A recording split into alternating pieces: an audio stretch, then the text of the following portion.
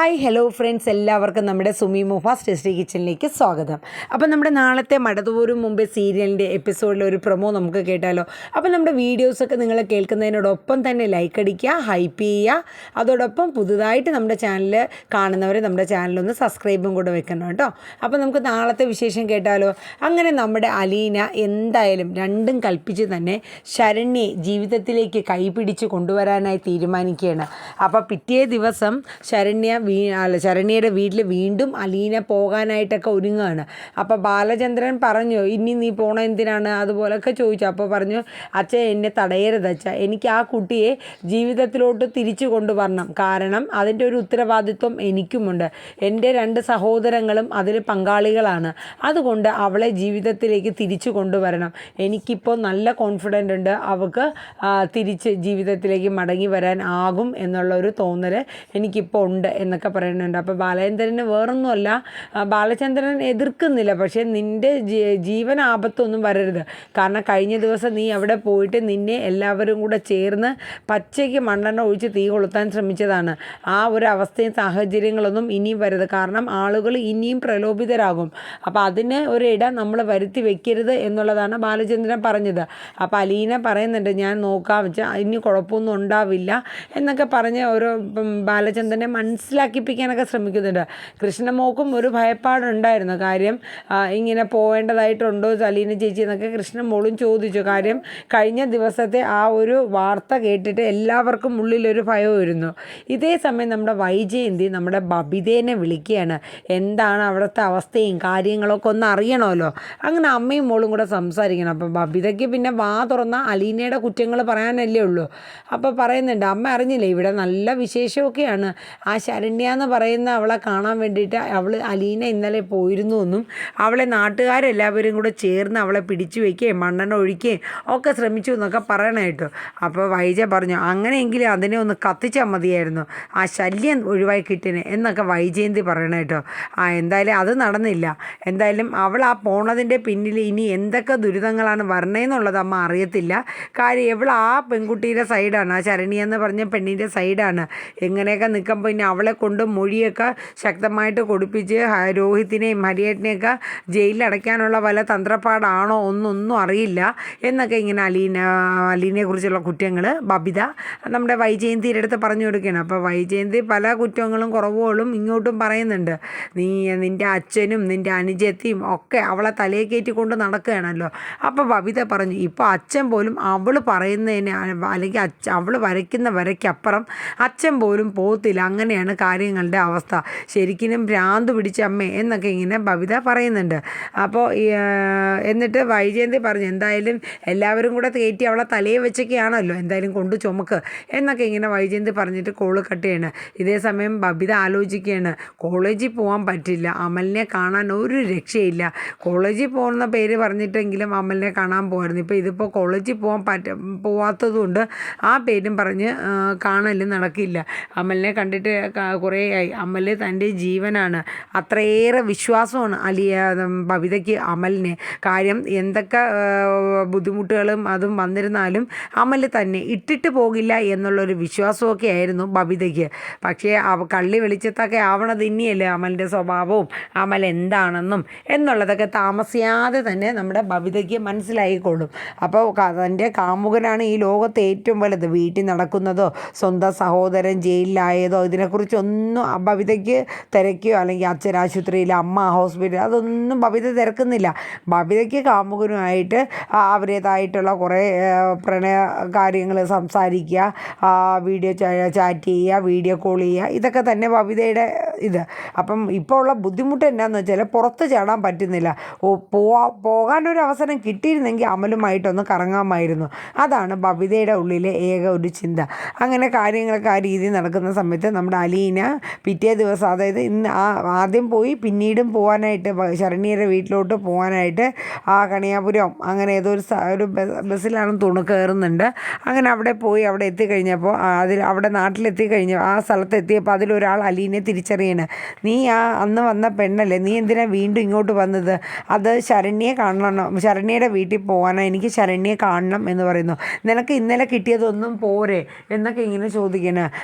ആരെന്തൊക്കെ പറഞ്ഞിരുന്നാലും എനിക്ക് ആ കുട്ടിയെ ഒന്ന് ആശ്വസിപ്പിക്കണം എന്നൊക്കെ ഇങ്ങനെ അലീന പറയണം. അപ്പം നിനക്ക് ഇന്നലെ കൊണ്ട് കിട്ടിയതൊന്നും പോരാഞ്ഞിട്ടാണോ പോകുന്നത്? ഇനി എന്ത് ആശ്വാസമാണ് നിനക്ക് അവൾക്ക് കൊടുക്കാനുള്ളത്?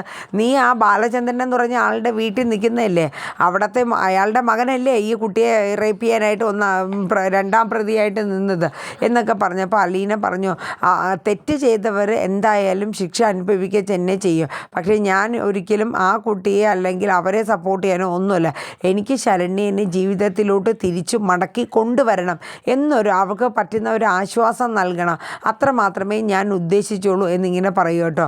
അപ്പോൾ അയാൾക്ക് പിന്നൊന്നും പറയാൻ തോന്നിയില്ല. അങ്ങനെ അലീന സ്ഥലത്തെത്തി നേരെ ശരണ്യയുടെ വീട്ടിലോട്ട് പോകണം. അപ്പം വീട്ടിൽ ചെല്ലുമ്പോൾ ആദ്യം നിൽക്കുന്നത് നമ്മുടെ മനുവാണ്, ശരണ്യയുടെ ബ്രദറാണ് നിൽക്കുന്നത്. അപ്പോൾ നീ വീണ്ടും വന്നോ എന്ന് ചോദിച്ച് അവനെ ഒച്ചയെടുക്കണം. അപ്പം പറയും, എനിക്ക് ശരണ്യനെ കാണിക്കണം, നിങ്ങൾ എന്തൊക്കെ പറഞ്ഞിരുന്നാലും ശരണ്യയെ കാണണം, നിങ്ങൾ എന്തൊക്കെ പറഞ്ഞിരുന്നാലും ശരി, എനിക്ക് ആ കുട്ടിയോട് കുറച്ച് ആശ്വാസ വാക്കുകളൊക്കെ പറഞ്ഞ് ആ കുട്ടിയെ ജീവിതത്തിലോട്ട് തിരിച്ചും കൊണ്ടുവരണം, അതിനുവേണ്ടി മാത്രമാണ് ഞാൻ വന്നതെന്നൊക്കെ പറയാം. അപ്പം മനു പറയും, നിൻ്റെ ഒരു ആശ്വാസവും വേണ്ട, അവളെ ആശ്വസിപ്പിക്കാൻ അച്ഛനും അമ്മയും ഞാനും ഒക്കെ ഉണ്ട്, ഇനി നിൻ്റെ പ്രത്യേകിച്ചുള്ള ആശ്വാസമൊന്നും അവൾക്ക് വേണ്ടാന്ന് പറയും. ഈ സമയത്ത് നമ്മുടെ ശരണ്യയുടെ അച്ഛനും അമ്മയും പുറത്തോട്ട് വരികയാണ് കേട്ടോ. അപ്പോൾ അവർ വന്നു കഴിയുമ്പോഴത്തേക്ക് ശരണ്യയുടെ അമ്മ പറയും, മോനെ അവളെ തടയേണ്ട, അവൾ വന്ന് ഇച്ചിരി കണ്ടിട്ട് പൊക്കോട്ടെ എന്ന് പറയും. അമ്മ എന്തെങ്കിലും കാണിക്കുമെന്ന് പറഞ്ഞിട്ട് മനു ഷൗട്ട് ചെയ്തിട്ട് തിരിച്ചിറങ്ങി പോവുകയാണ് കേട്ടോ. അതേസമയം ശരണ്യയുടെ അമ്മ മനസ്സിൽ ചിന്തിച്ചത് ഇത്ര മാത്രമേ ഉള്ളൂ. കാരണം കഴിഞ്ഞ ദിവസം അലീന വന്നപ്പോഴാണ് ആ കുറച്ച് സമയം കൊണ്ട് ഇച്ചിരി പഴവും ചായയൊക്കെ അവൾ കുടിച്ചത്. അപ്പോൾ അതുപോലെ എന്തെങ്കിലുമൊക്കെ ആഹാരമെങ്കിലും അവൾ ചിലപ്പോൾ അലീനയെ കാണുമ്പോൾ കഴിക്കുമായിരിക്കും എന്നൊരു ചിന്ത ശരണ്യയുടെ അമ്മയുടെ ഉള്ളിൽ വന്നതുകൊണ്ടാണ് മെയിൻ അങ്ങനെ തീരുമാനിച്ചത്. അങ്ങനെ ശരണ്യയുടെ റൂമിലോട്ട് അലീന കടന്ന് ചെല്ലുകയാണ് കേട്ടോ. ഒരു ഇരുണ്ട മുറിയിൽ ചുരുണ്ട് മൂടി എന്തോ ഒരു ചിന്തയിൽ അങ്ങനെ കിടക്കുകയാണ്. അപ്പോൾ അലീന ചെന്ന് ശരണ്യ മോളേന്ന് വിളിച്ചു കേട്ടോ. അപ്പം തിരിഞ്ഞ് നോക്കുന്നുണ്ടായിരുന്നു ശരണ്യ. എന്നിട്ട് അലീനയാണെന്ന് കണ്ടു. പക്ഷേ അലീന ഭക്ഷണം കഴിച്ചു എന്നോ അങ്ങനെ എന്തൊക്കെ ചോദിക്കുമ്പോൾ അതിനൊന്നും മറുപടിയൊന്നും പറഞ്ഞില്ല. ഒടുവിൽ ശരണ്യയുടെ അടുത്തോട്ട് ചെന്ന് കഴിഞ്ഞപ്പോൾ ശരണ്യ സങ്കടപ്പെടാൻ വേണ്ടിയിട്ട് ഇങ്ങനെ കരയാനായിട്ട് വിമ്മി നിൽക്കുന്ന ഒരു മുഖമാണ് അലീനയ്ക്ക് കാണാൻ കഴിഞ്ഞത്. അപ്പോഴേക്കും അലീന അവളെ ആ കിടക്കയിൽ നിന്ന് ഒന്ന് എഴുന്നേൽപ്പിച്ച് ഇരുത്തിയിട്ട് തൻ്റെ നെഞ്ചോട് ചേർത്ത് അവളെ കിടത്തി സാന്ത്വനപ്പെടുത്തുകയാണ് കേട്ടോ. അപ്പോൾ അത് കണ്ടപ്പോൾ അവൾക്കൊരു വല്ലാത്തൊരു മനസ്സിലൊരു സമാധാനമാണ് ശരണ്യയ്ക്ക് ഉണ്ടായത് കേട്ടോ. ഈ സമയം നമ്മുടെ ശരണ്യയുടെ അമ്മ കുറച്ച് ഭക്ഷണമൊക്കെ എടുത്തുകൊണ്ട് വന്ന് കൊടുക്കുകയാണ്. അപ്പോൾ കഴിഞ്ഞ ദിവസം അലീന വന്ന സമയത്ത് ഒരു പഴമൊക്കെ കഴിച്ചിരുന്നു, അതുപോലെ തന്നെ ഈ സമയത്ത് ഭക്ഷണം കൊണ്ടുവന്നു. അപ്പോൾ ആദ്യം വേണ്ട എന്നൊക്കെ ശരണ്യ പറഞ്ഞുവെങ്കിലും അലീന പറഞ്ഞു, അതെ നീ എന്തിനാണ് ഭക്ഷണം കഴിക്കാണ്ട് എന്നെ വിശന്ന് കിടക്കേണ്ട കാര്യം എന്താണ്? നീ എന്തെങ്കിലും തെറ്റ് ചെയ്തോ?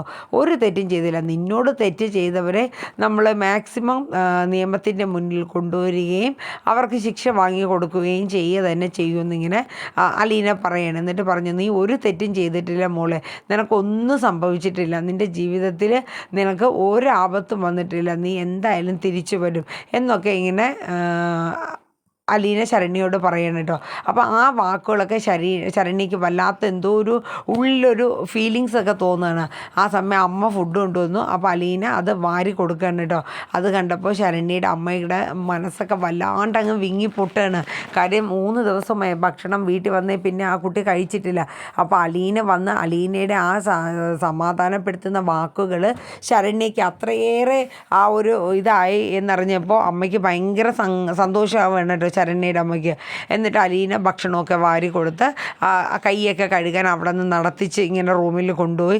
അങ്ങനെ 1-2 പ്രാവശ്യമൊക്കെ നടന്നു. അപ്പോൾ അലീന പറയുന്നുണ്ട്, നമുക്കിനി പുറത്തോട്ടൊക്കെ പതുക്കെ ഇറങ്ങണം, അല്ലാണ്ട് ഈ ഇരുൾ മുറിയിൽ തന്നെ കിടക്കാനുള്ളതല്ല നിൻ്റെ ജീവിതം. അതുകൊണ്ട് മോൾ എന്തായാലും പുറത്തോട്ടൊക്കെ ഒന്ന് ഇറങ്ങി അതിൻ്റേതായ രീതിയിൽ മോൾ നടക്കുകയും വേണം, അല്ലെങ്കിൽ അച്ഛനും അമ്മയ്ക്കും വളരെയേറെ സങ്കടമാവുമെന്നൊക്കെ പറയുന്നുണ്ട്. ഇപ്പോൾ തന്നെ അവർക്ക് സഹിക്കാവുന്നതിൽ ഏറ്റവും വലിയ സങ്കടമാണ് അവർ സഹിച്ചുകൊണ്ടിരിക്കുന്നത്. ഇനിയും അവരെ വിഷമിപ്പിക്കരുത് മോളായിട്ട്. അതുകൊണ്ട് മോള് ജീവിതത്തിലേക്ക് തിരിച്ചു വരികയും അച്ഛനും അമ്മയ്ക്കും അനിയനും ഒക്കെ എത്രത്തോളം സന്തോഷം കൊടുക്കാൻ പറ്റുമോ ആ ഒരു സന്തോഷം അവർക്ക് നീ നൽകുകയും വേണമെന്നൊക്കെ ഇങ്ങനെ അലീന ശരണ്യയോട് പറയുന്നുണ്ട്. പക്ഷേ ഇതൊക്കെ കേട്ട് കഴിഞ്ഞപ്പോൾ ശരണ്യയുടെ കണ്ണുകളിൽ ഒരു എനർജിയുടെ ഒരു തിളക്കം, അതായത് ഒരു പോസിറ്റീവ്നെസ് ശരണ്യയുടെ കണ്ണിലൊക്കെ ഫീൽ ചെയ്യുന്നുണ്ടായിരുന്നു കേട്ടോ. ഇത് ശരണ്യയുടെ അമ്മയ്ക്കും മനസ്സിലാവുന്നുണ്ട്. ശരണ്യയ്ക്ക് ഒരുപാട് മാറ്റങ്ങൾ വരുന്നുണ്ട്. ഇതൊക്കെ കണ്ട് ആ സന്തോഷം കൊണ്ട് ശരണ്യയുടെ അമ്മ നേരെ വെളിയിൽ ഉമ്മറത്ത് ചെന്നിട്ട് സഹോദരൻ്റെ അടുത്തും അതുപോലെ അച്ഛൻ്റെ അടുത്തും പറയുന്നുണ്ട്, ആ കുട്ടി വന്നതേ അലീന അവൾക്ക് ചോറൊക്കെ വാരി കൊടുത്ത് അവൾ കഴിക്കുകയാണ്, മുറിയിൽ എഴുന്നേറ്റ് നടന്നു. ഇതൊക്കെ കേട്ടപ്പോൾ അവർക്ക് ഭയങ്കര സന്തോഷമാവണം കേട്ടോ. ശരണ്യയുടെ അച്ഛൻ പറഞ്ഞു, ശരിക്കും ഉള്ളതാണോ അവിടെ എന്ന് ചോദിക്കുന്നുണ്ട്. അപ്പോൾ ശരണ്യയുടെ അമ്മ പറയാം, അതെ അവൾ ഭക്ഷണമൊക്കെ കഴിക്കുന്നുണ്ട്, ആ കുട്ടി ഒരു സാധാരണ കുട്ടിയില്ല, അതിനെന്തോ ഒരു ഇത് ശക്തിയുള്ള കുട്ടിയാണെന്ന് തോന്നുന്നു. അതിൻ്റെ വാക്കുകൾ കേട്ടാൽ നമുക്ക് തന്നെ നമ്മുടെ മനസ്സങ്ങ് വല്ലാണ്ടാവുകയാണ്. അപ്പോൾ മോക്ക് ഈ സമയത്ത് ആ കുട്ടിയുടെ സാമീപ്യം അത്രയേറെ ഒരു സമാധാനം നൽകും എന്നുള്ള കാര്യത്തിൽ ഒരു മാറ്റവും ഇല്ല എന്നുള്ളതിങ്ങനെ പറയുന്നുണ്ട് കേട്ടോ. അപ്പോൾ ഇതൊക്കെ കേട്ടപ്പോൾ അവർക്ക് മൂന്നുപേർക്കും ഒരുപാട് സന്തോഷമാവുകയാണ് അല്ലേ. അതായത് തൻ്റെ മകളുടെ ജീവിതം നഷ്ടപ്പെട്ടു എന്ന് കരുതിയിരുന്ന സാഹചര്യത്തിൽ വീണ്ടും തിരിച്ച് വന്നത് കണ്ടപ്പോൾ ഭയങ്കര സന്തോഷമാവുകയാണ്. അപ്പോൾ അവർക്ക് ഇത് വളരെയേറെ ഒരു സന്തോഷകരമായ കാര്യമായിരുന്നു. അങ്ങനെ അലീന ശരണ്യയുടെ അടുത്ത് കുറേ നേരം സ്പെൻഡ് ചെയ്തിട്ട് തിരിച്ച് വീണ്ടും വീട്ടിലോട്ട് പോവാണ്. അപ്പോൾ പോകുന്നതിന് മുന്നേ ശരണ്യയുടെ അമ്മയുടെ അടുത്തും അച്ഛൻ്റെ അടുത്തൊക്കെ പറഞ്ഞു, ഞാൻ ഇനിയും വരും, എനിക്ക് പറ്റുന്നിടത്തോളം അവൾക്ക് ഞാൻ ധൈര്യം കൊടുക്കുകയും അവളെ കൂടെ നിർത്തുകയും ജീവിതത്തിലോട്ട് മടക്കി കൊണ്ടുവരികയും ഞാൻ ചെയ്യും, ഞാൻ അതിനു വേണ്ടി ശ്രമിക്കുകയും ചെയ്യും എന്നൊക്കെ പറയുന്നുണ്ട്. അതൊക്കെ കേട്ടപ്പോൾ അവർക്കും വല്ലാത്തൊരു സന്തോഷം തോന്നി. അപ്പോൾ നിങ്ങളാണെങ്കിൽ ശരണ്യയുടെ അടുത്ത് ദേഷ്യമൊന്നും പെടരുത് എന്നൊക്കെ ഇങ്ങനെ അലീന ശരണ്യയുടെ അമ്മയുടെ അടുത്തും അച്ഛൻ്റെ അടുത്തൊക്കെ പറയുന്നുണ്ട്. അങ്ങനെ നാളത്തെ ഒരു എപ്പിസോഡിൽ ഏകദേശം പ്രൊമോ ആയിട്ട് വരുന്ന ഇത്രയും കാര്യങ്ങളൊക്കെ തന്നെയാണ്. അപ്പോൾ എല്ലാവരും നമ്മുടെ വീഡിയോ കേട്ട് ലൈക്ക് അടിക്കുക, ഹൈപ്പ് ചെയ്യുക. അതുപോലെ നമ്മുടെ ചാനൽ സബ്സ്ക്രൈബ് ചെയ്തിട്ടില്ലെങ്കിൽ ഒന്ന് സബ്സ്ക്രൈബും കൂടെ ചെയ്ത് വെക്കുക കേട്ടോ. അപ്പോൾ എല്ലാവർക്കും ഒരു ശുഭരാത്രി പറഞ്ഞുകൊണ്ട് ഇന്നത്തെ, അതായത് നാളെ വരാനിരിക്കുന്ന സീരിയലിൻ്റെ ഇന്നത്തെ പ്രൊമോ വീഡിയോ ഇവിടെ വൈൻഡപ്പ് ചെയ്യാണ്. അപ്പോൾ ഒരിക്കൽ കൂടി tata bye bye, good night, see U.